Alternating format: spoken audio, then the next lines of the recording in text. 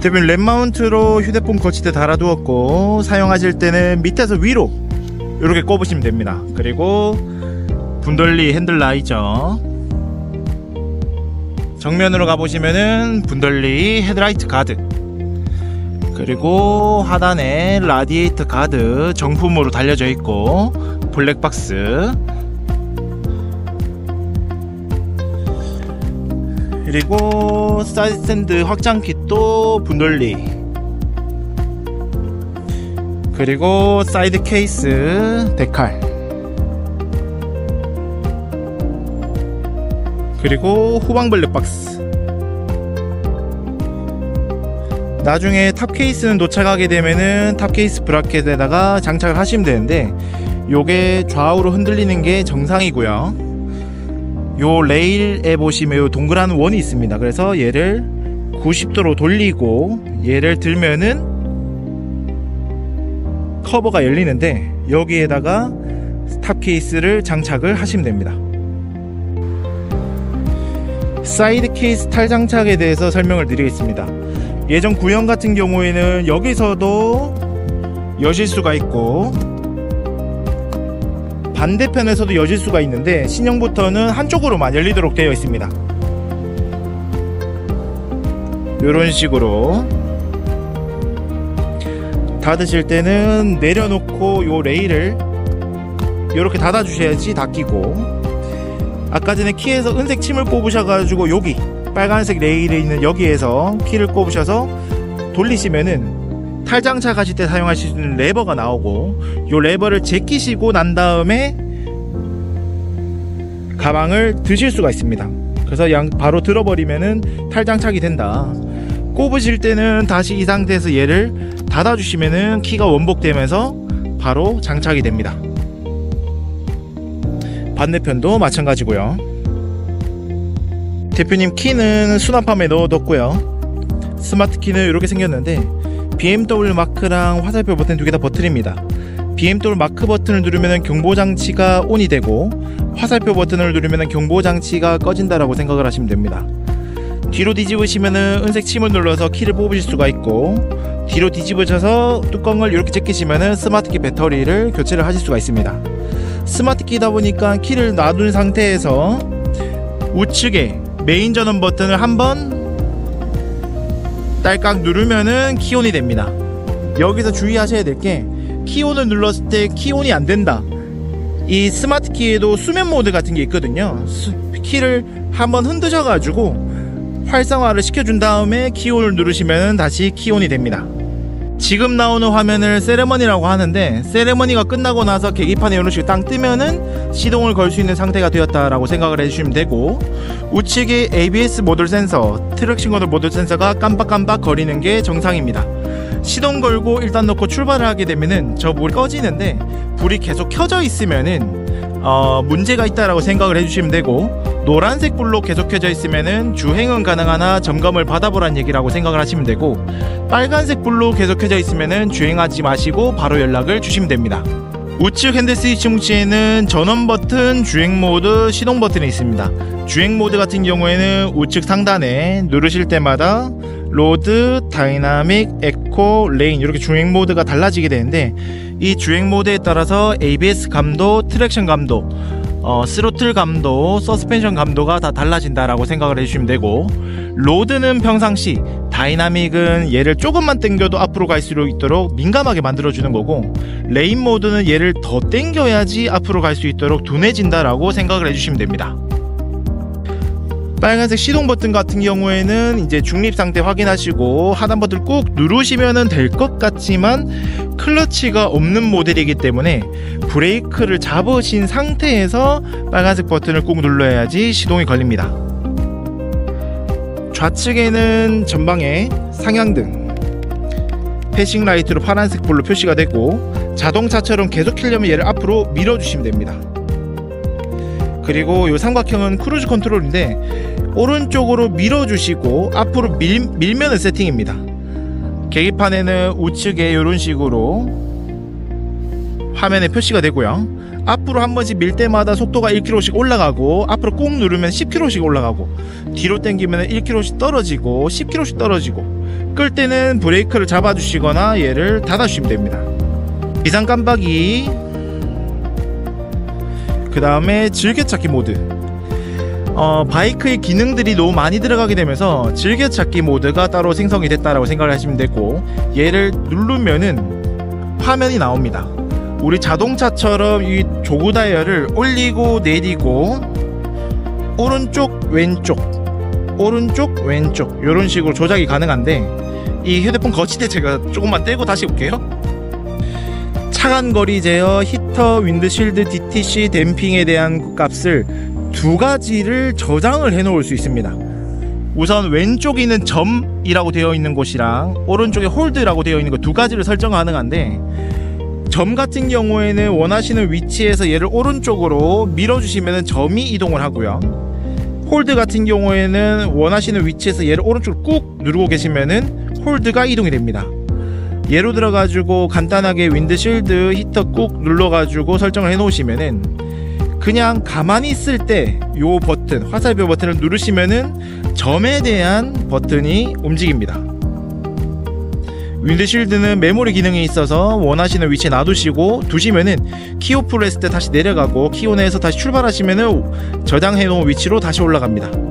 그리고 아까 전에 홀드라고 되어 있는 부분은 얘를 꾹 누르시면은 아까 메뉴랑 달라지게 돼요. 그러면은 어떤 상태에서 위에 버튼, 밑에 버튼을 통해서 다시 위에 버튼 꾹 누른 다음에 뜨면은 우측, 좌측 이런 식으로 위아래로, 지금 열선 위에 버튼을 누르게 되면은 턴 시그널로 핸들 열선이고, 밑에 버튼은 시트 열선이라고 생각하시면 됩니다. 메뉴 위아래 버튼이 있는데, 위에 버튼 누르게 되면은 상단에 메뉴가 바뀝니다. 총 주행거리, 구간거리계 1번, 이쪽에 파이가 있으면 평균 연비입니다. 그리고 타이어 공기압 센서, 왼쪽이 앞 타이어, 오른쪽이 뒷 타이어. 지금은 땡땡땡으로 되어 있지만 타이어가 굴러가게 되면은 센서를 인식을 하고 숫자를 표시를 해줍니다.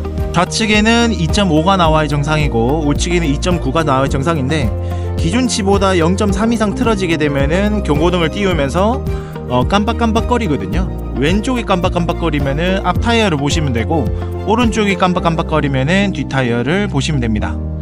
계속해서 넘어가게 되면은 기름량으로 갈 수 있는 거리, 기름 게이지바, 다시 총주행 거리 이렇게 돌아옵니다. 다른 차량에서 나오는 설정들이 많은데 제가 다 꺼놨습니다. 그래서 대표님이 딱 보실 만한 것들만 세팅을 해놨다 라고 보시면 돼요.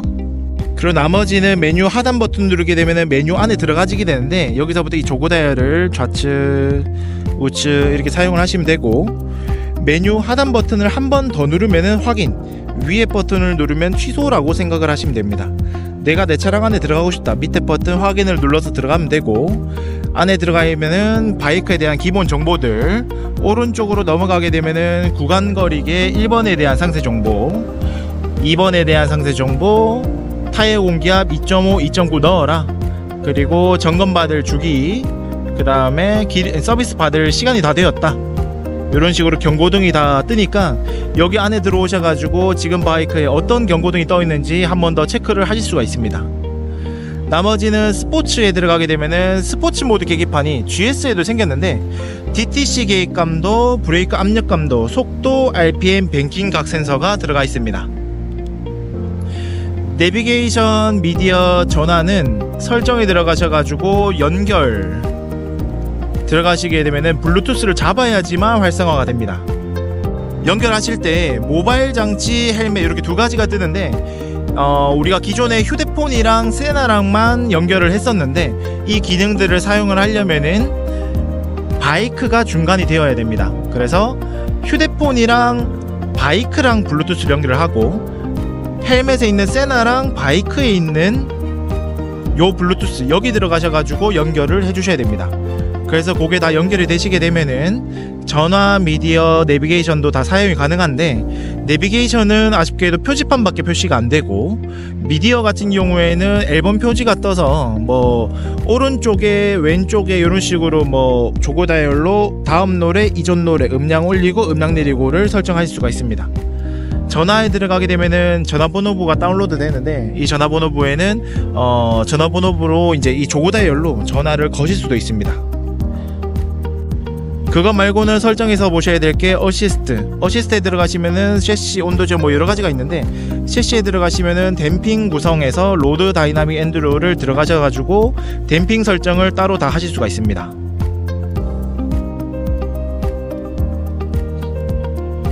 그리고 온도 제어가 이제 크루즈 컨트롤인데 번역이 잘못되어 있나봐요. 속도 제어 특성을 컴포트로 할지 다이나믹을 할지, 컴포트 같은 경우에는 이제 차간 거리를 이제 좀 널찍하게 잡아주고, 다이나믹 같은 경우에 조금 더 빠르게 반응하는 이런 것들인 것 같고, 정면 충돌 경고 기능, 요거는 경고를 다 켜주셔야 됩니다. 이 경고 기능은 차가 가까이 와 있을 때 우리가 스로틀을 당기면은 얘가 자동차처럼 맨 처음에 계기판에 자동차 모양으로 경고등이 뜹니다. 경고등이 뜨고 그 상태에서 스로틀을 한 번 더 감으면은 핸들에 진동이 울려요. 근데 그 상태에서 한 번 더 스로틀을 감으면은 차가 이제 제동이 걸립니다. 그래서 요것들을 켜고 끌지, 좀 가까이 붙이고 타시는 분들이 요걸 끄시면은 이제 도움이 많이 되십니다. 차선 변경 경고 기능은 들어가셔가지고 온, 오프 경고음만 하실지, 우리 우측 미러, 좌측 미러에 이제 자동차처럼 삼각형으로 경고 기능이 들어오고, HS 10% 요거는 힐 스타트 컨트롤인데 수동보다는 수동으로 해놓으시면 됩니다. 그리고 차량 설정에서는 주행 모드 사전 선택인데, 이 우측에 있는 핸들에 있는 주행 모드가 총 4가지만 저장을 해 놓을 수가 있거든요.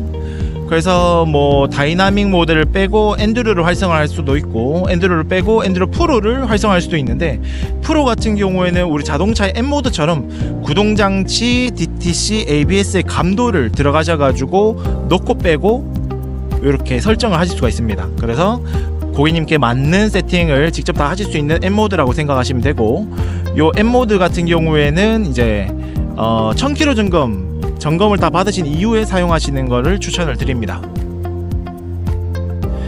도난 방지 장치 같은 경우는 아까 스마트 키의 버튼을 누르실 때 요 화면에 있는 요 3개를 체크를 해 주셔야지만 경고등이 이제 작동을 하니까 요것만 참고를 해 주시면 되고, 요거를 꺼 놓으면은 작동을 안 합니다. 그리고 RDC 같은 경우에 타이어 공기압 센서, 라이트 같은 경우에는 보조 전도등, 안기등까지 여기서 안에 켜주셔야지만 안기등이 계속 켜진다 라고 생각을 해주시면 되고, 시스템 설정에서 들어가셔서 단위 같은 경우 언어 뭐 이런 것들 안에서 설정하실 수 있는데, 우리나라 연비로 킬로미터당 리터로 변경을 해놓고, 디스플레이 아까 전에 우측 상단에 필요없는 내용들 여기서 넣고 빼실 수가 있습니다. 제가 필요 없다고 생각한 거는 일단은 다 빼뒀어요. 그리고 나머지는 우측 깜빡이, 좌측 깜빡이 눌러서 꺼주시고 빵빵이. 주유구 같은 경우에는 이제 그냥 제껴서는 안 열립니다. 무조건 키 오프를 하셔가지고 요 화면이 꺼진 상태에서만 제끼시면은 열려요. 닫으실 때는 올려놓고 주먹으로 꽝 닫아주시면 됩니다. 그리고 주의할 점을 설명을 드리면은, 맨 처음에 바이크 키온을 하시면은 전압이 바로바로 안 올라옵니다. 설정 들어가셔가지고 내 차량 들어가 보시면은 우측 하단에 보시면은 배터리 전압량이 6V부터 올라오는 거를 확인하실 수가 있습니다. 그래서 제가 봤을 때는 키 온을 하고 바로 시동을 거시면 바이크 안 좋을 것 같고, 약 15초 정도에서 20초 정도 있으면 이런 식으로 10V, 11V까지 올라오거든요. 그래서 이 상태로 올라오게 되면은 시동을 걸어 주시는 게 제일 좋을 것 같습니다. 시동 한번 걸어 보겠습니다.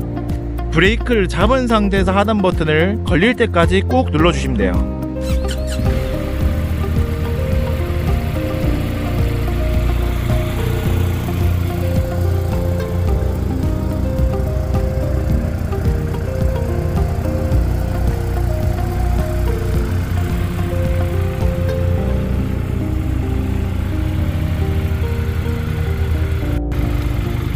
그리고 시동을 걸은 상태에서도 약 10초에서 20초 정도 기다리시면은 이렇게 RPM이 이제 안정화가 됩니다. 그래서 안정화가 되면은 기어를 넣고 출발할 수 있다는 신호이기 때문에 기어 넣고 출발을 해주시면 되고, 기어를 넣을 때도 클러치가 없다 보니까 기어를 맨 처음에 눌러서 기어 변속을 해주셔야 되는데, 이 또한 브레이크를 잡으신 상태에서 기어를 넣어 주셔야 됩니다. 브레이크를 잡고 하단에 기어가 들어가게 됩니다.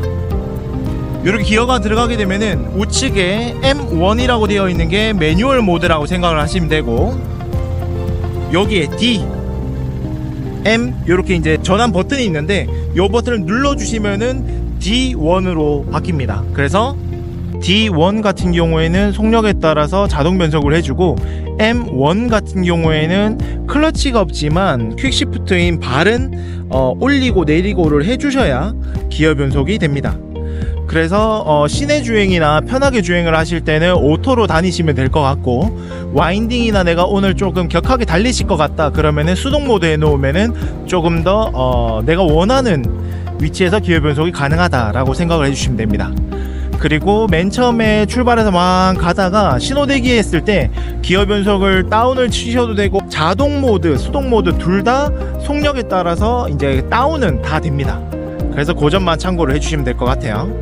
그리고 1단에서 멈추게 되면은 시동이 뭐 안 꺼지니까 브레이크를 잡은 상태에서 한 번 더 딸깍 눌러주시면은 오토홀드가 이제 작동이 되고, 기어 변속을 이제 안 하시고 핸들을 다 놓으셔도 앞뒤로 안 밀린다 라고 생각을 해주시면 됩니다.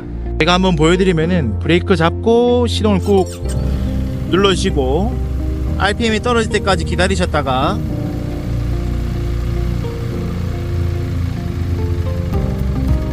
이렇게 떨어지면은 브레이크를 잡은 상태에서 기어 변속 단수 1단 눌러주시면은 1M이 되고, 그냥 당기면은 갑니다. 클러치 안 잡으셔도 되고 당기면 가요. 그래서 멈췄다 신호등을 대기하시면은 브레이크 잡은 상태에서 홀드 그러면은 H 확인하시고 앞뒤로 손을 놓으셔도 밀립니다. 다시 출발하실 때는 그냥 당기면은 그냥 풀리면서 자동으로 가요.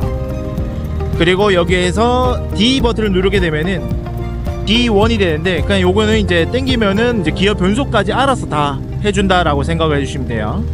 그리고 이 상태에서 사이드 스탠드를 내리면은 시동이 꺼지면서 파킹이 됩니다. 이 파킹 모드 같은 경우에는 내가 임의로 중립으로 바꿔주지 않으면은 바로 주차 모드이기 때문에 바이크가 걸려서 안 움직여요.